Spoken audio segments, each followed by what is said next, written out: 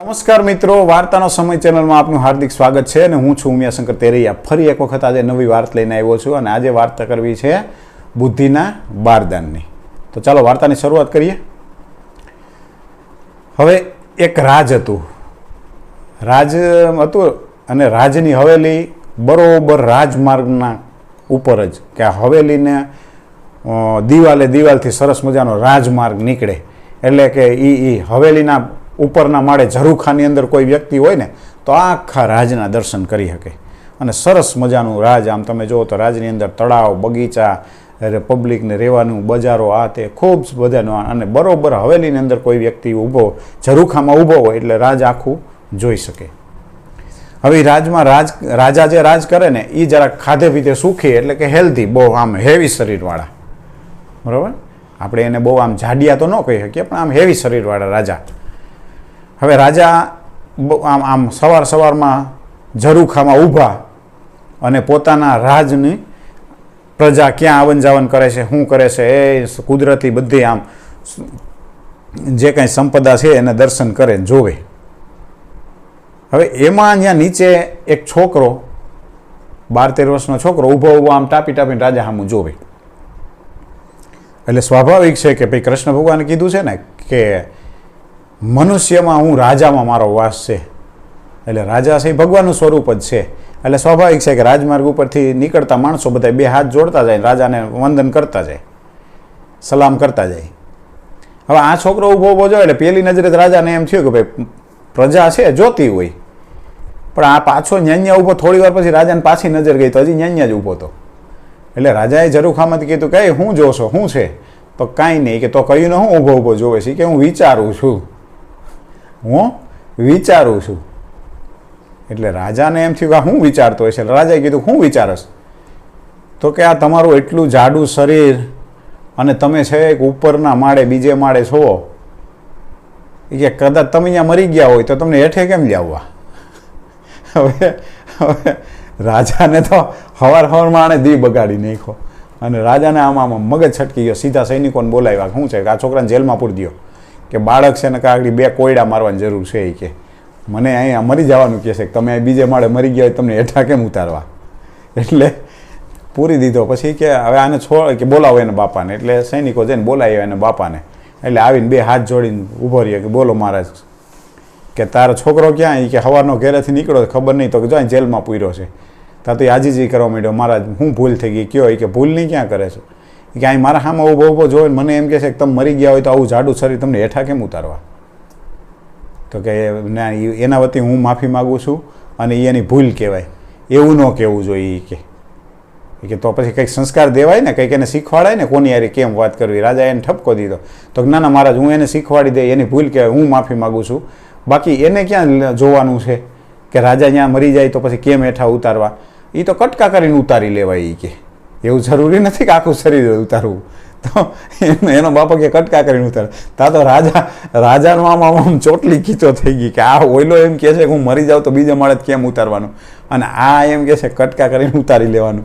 એટલે રાજાને આમ લાલ ચોળામ લોહી આંખમાં આવી ગયું કે આને મારી નાખવો કે શું કરવો? પણ હવે પ્રજા છે, હે ને. આપણે એક ચિત્ર બતાવી દીધું હોય માણસોને, કે ખરેખર અમુક ચિત્રો છે ને માણસને આમ મગજમાં ફિટ કરી દીધા કે આ નેગેટિવ, પણ ખરેખર એ જગ્યાએ તમે પોતાને મૂકીને જુઓ ને કે કે ભાઈ રાજા સામે કાંઈ જવાય નહીં, કાંઈ બોલાય નહીં. પણ ખરેખર ન્યાય કરવો ને એ બહુ અઘરી વસ્તુ છે. એ તો આપણો સ્વાર્થ હોય ને એટલે આપણને એમ હોય કે આપણને સજા કરી દીધી, પણ એ બીજા માટેનો ન્યાય હોય છે. એ સ્થાન ઉપર બેહવું ને બહુ અઘરી વસ્તુ હોય છે. અને આપણે એક જ ચિત્ર ઊભું કરી લીધું કે રાજા એટલે તમારે ભૂકા કાઢી નાખે, રાજા સામે બોલાવીને, રાજા સામે ખસકાવી નાખતા હોય રાજા. પણ એવું નથી હોતું. એ આપણને કદાચ સજા લાગતી હોય પણ બીજા માટેનો જ ન્યાય હોય છે. આપણા ધંધા જ એવા હોય છે કે એ ના છૂટકે એને સજા કરવી હોય છે. બીજું હું તમને એમ કહું, અમુક ચિત્રો ફિટ કરી દીધા. દુર્યોધનનું ચિત્ર માણાના મગજમાં એવું ફિટ કરી દીધું કે ખરેખર નેગેટિવિટી, પણ ખરેખર દુર્યોધનમાં બહુ મહાન લક્ષણો, બધું મહાનતા બહુ હતી. દુર્યોધનની તાકાત છે, દુર્યોધનનું ઘણું બધું હતું દુર્યોધનમાં. એટલે હવે આપણે જે વાત કરતા હતા કે એના બાપાએ એવું કીધું કે આને કટકા કરીને ઉતારી લેવાય. એટલે રાજાએ કીધું આને પૂરી દો, અને આને તો 2 કોયડા મારો. એટલે એને તો એ એ 2 કોયડા માર્યા અને પછી કીધું કે આને ઘરમાં કોઈ ઉંમરલાયક નહીં હોય, નહીંતર આમ ન હોય કે પહેલો સૈનિકોએ તપાસ કરી તો કે ના ના એક ઉંમરલાયક દાદા છે વૃદ્ધ, તો કે બોલાવો એને. એટલે રાજાએ એને કીધું કે એટલે આવીને દાદાએ સીધા વંદન કર્યા. રાજાને કીધું એટલે રાજાએ કીધું કે ભાઈ તમારો દીકરાનો દીકરો છે કે આવી રીતે કહેતો હતો મને કે આ મરી જાય તો આને કેમ ઉતારવો બીજે માળેથી, અને તમારા છોકરાને ઠપકો દેવા માટે મેં બોલાવ્યો કે કદાચ આ એના છોકરાને સમજાવશે તો એ એમ કહેશે કે કટકા કરીને ઉતારી લેવાય, આખે આખો ઉતારવાની ક્યાં જરૂર છે. તો તમે આને કંઈ શીખવાડ્યું નથી. આ તમે જુઓ તો ખરા, તમારા માથામાં સફેદ વાળ, ધોળી દાઢી, આ તે છોકરાઓને 2 પેઢીમાં આવા સંસ્કાર તમે દીધા છે. એટલે એ વૃદ્ધે બહુ તોતડાતા અવાજે કીધું કે રાજા તમે એને માફ કરી દો, હું તમને હાથ જોડું. એટલે રાજાએ કીધું કે તમે ઉંમરલાયક છો, તમારા હાથ ન જોડવા જોઈએ, પણ તમારે આને કંઈક શીખવાડવું જોઈએ. એટલે કે કાંઈ વાંધો નહીં રાજા, હવે એની એક ભૂલ માફ કરી દો, બાકી એને એ પંચાયત કરવાની જરૂર જ નથી કે કદાચ તમે અહીંયા મરી ગયા તો હેઠે ઉતારવા કે ઉપર શું કરવું, અથવા તો કટકા કરવાની ક્યાં જરૂર છે, અહીંયા ઉપર ન હળગાવીને ખાઈ કે એ ઉંમરલાયક બાબાએ શું કીધું એ કે કટકા કરવાની ક્યાં જરૂર છે, ઉપર જ હળગાવીને ખાય ને પછી રાખ હેઠે લઈ લેવાય. પણ એનામાં બુદ્ધિ જ નથી. એટલે એ કે એટલે રાજાને એમ થયું કે હવે આને સૈનિકોને બોલાવે કે આને તેણે જેલમાંથી કાઢો ને આને આખી જિંદગી તેને રોટલા દેવા જોઈએ, એને જેલમાંથી કાઢીને રાજ બરાબર કાઢી મૂકો. આ આખો ઘાણવો જ દાજી ગયો. ભીખુદાન ગઢવીના શબ્દો છે, ઘાણવો દાજી ગયો. એટલે ઘાણવા દાજી ગયા હોય ને એમાં કાંઈ સુધારો ન આવે. ઓલી એક વાત કદાચ તમે સાંભળી છે કે એક જણો 8મે માળે કામ કરતો હતો.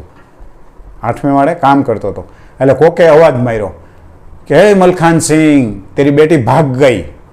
તા તો મીંડો તોડવા સીધો સીડી જ ઉતરવા માંડ્યો ધબધબાટી ઘમ સમજો. તા દોડતો 4થે માળે આવ્યો ને તો એને યાદ આવ્યું કે મારે તો છોકરી જ નથી. ત્યાં ખાલી અવાજ સાંભળ્યો કે મલખાન સિંહ તેરી બેટી ભાગ ગઈ, ત્યાં તો ભાગવા માંડ્યો. 4થે માળે આવ્યો તો યાદ આવ્યું મારે છોકરી જ નથી. તો એ વિચારમાં દોડતો હેઠે આવ્યો તો બીજે માળે આવ્યો ને તા એને યાદ આવ્યું મારા તો લગ્ન નથી થયા, મારા તો હજી લગ્ન નથી થયા.